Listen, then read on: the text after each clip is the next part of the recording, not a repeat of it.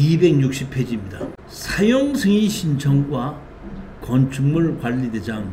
어떤 땅에 건축허가를 받아서 착공을 하고 나면은 준공검사 또는 사용승인을 받아야지 되는 겁니다. 준공검사와 사용승인을 조금 착각하는 경우가 있는데 이렇게 하시면 됩니다.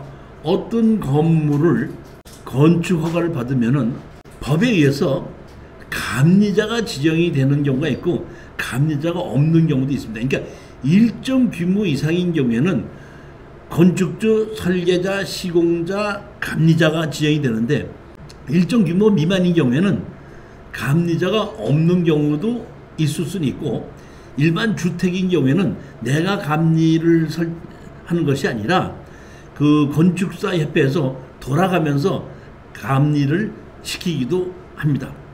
자, 이렇게 건물을 짓는 것을 감리자가 감리를 하게끔 되는데 내가 어떤 건물을 설계대로 시공자가 건물을 지었다고 가정하는데 예를 들어서 콘크리트 기둥에 16mm 철근을 12개를 넣으라고 설계가 돼 있다 이런 얘기입니다. 그러면은 시공자가 12개를 넣은 겁니다. 12개를 넣는데 12개를 넣은 것을 담당자인 그 군청이나 구청에 있는 담당자가 그걸 확인하지 않고 누가 확인하냐면 감리자가 확인합니다. 그러니까 콘크리트를 타설을 하려면 타설하기 전에 시공자는 감리자에게 내가 이렇게 설계대로 철근 배일을 했습니다 하고 보고를 하게끔 되면 감리자가 와서 보고 도면과 확인을 해보고 그대로 했네.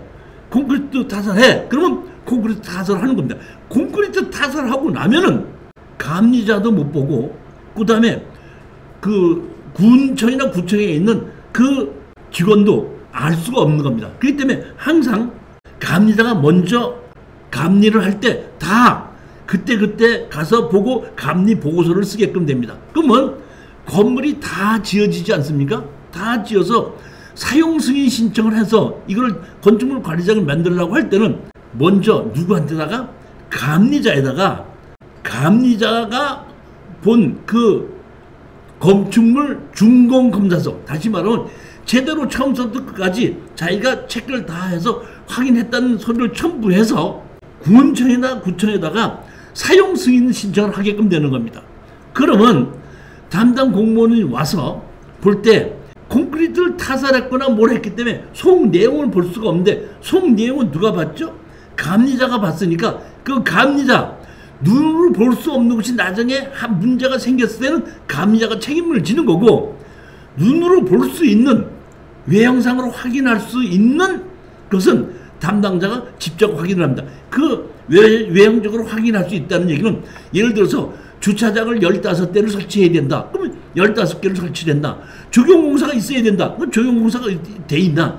이런 외형적인 걸 다 확인하고 난 다음에 그 군청이나 구청 담당자는 사용 승인을 하게끔 되면 사용 승인을 하면서 건축물 관리대장이 만들어지고 건축물 관리대장은 허가 받은 대로 건축물 관리장을 만들어 놓고 그 건물을 멸실할 때까지 건축주는 그 허가 받은 대로 사용해야지 자기 마음대로 변경하거나 바꿀 수는 없고 변경을 하려면 반드시 또다시 변경허가, 용도 변경이든지 허가를 신청해서 허가를 받아야 된다는 얘기. 그러니까 건축물 관리대장은 건축 허가를 받은 대로 사용하고 있다는 것을 관리하기 위해서 건축물 관리장이 만들어지는 겁니다. 이렇게 건축물 관리대장이 만들어지고 나면 건축물 관리대장을 가지고 등기소에 가서 내가 이런 건물을 이렇게 여기를 지었으니까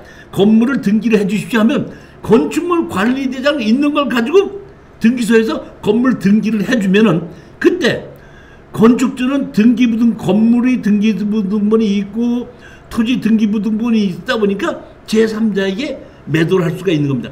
만약에 사용 승인 신청을 하지 않아서 건축물 관리대장이 없다 그러면은 등기부등본을 만들어주지 않는다는 얘기입니다. 그러니까 맨 처음에 등기부등본을 만들기 위해서는 반드시 건축물 사용 승인을 받아서 건축물 관리자가 있어야지만이 등기부등본이 만들어진다는 얘기입니다. 근데 일단 등기부등본이 만들어지지 않습니까? 만들어지면 제가 건물을 매도를 하죠. 그러니까 영희가 철수한테 매도를 하는 데는 건물 등기소에서 이 건물이 철수거에서 영희로 변경했다. 그러니까 변경했다고 해서 매매 계약서에서 등기를 신청하게끔 되면 그 건물 등기부등본이 철수해서 영희로 변경이 됩니다. 그러면 그 다음에는 등기소에서 건축물을 관리하고 있는 곳에다가 여기가 철수 것이었는데 영희로 변경이 됐다 하면 그 통보를 하게끔 되면은 건축물 관리장은 내가 따로 가서 신청을 하지 않아도 등기소에서 연락이 오는 걸로 해서 자동으로 명의 변경이 되는 겁니다. 그렇지만 맨 처음에는 건축물 관리대장을 가서 등기부등본을 만들고 그 다음에는 등기부등본이 건물 등기부등본이 만들어지고 난 다음에 주인이 바뀌게끔 되면 등기소에서 건축물 관리 담당자에게 명의가 변경됐다고 연락이 가기 때문에 자동으로 변경이 됨으로써 건축주는 건축물 관리대장을 그러니까 건물을 매입을 하면서 건축물 관리장의 명의 변경을 따로 할 필요는 없다는 얘기입니다. 또한 어떤 땅에 그 건물을 지었는데 허가를 받지 않은 대로 무단으로 용도를 변경을 하든지 무단으로 증축한 것이 있다고 할 때는 담당 공무원은 거기에 건축물 관리자에다가 위반 건축물 이렇게 만들어 놓고 그 밑에 위반을 했다는 것이 뭔가를 다 적어 놓습니다. 그래서 이렇게 위반을 할 때는 건축물 관리장에 위반된 사항을 놓고 그를 원상복구시킬 때까지 이행강제금이 계속해서 나오게끔 됩니다.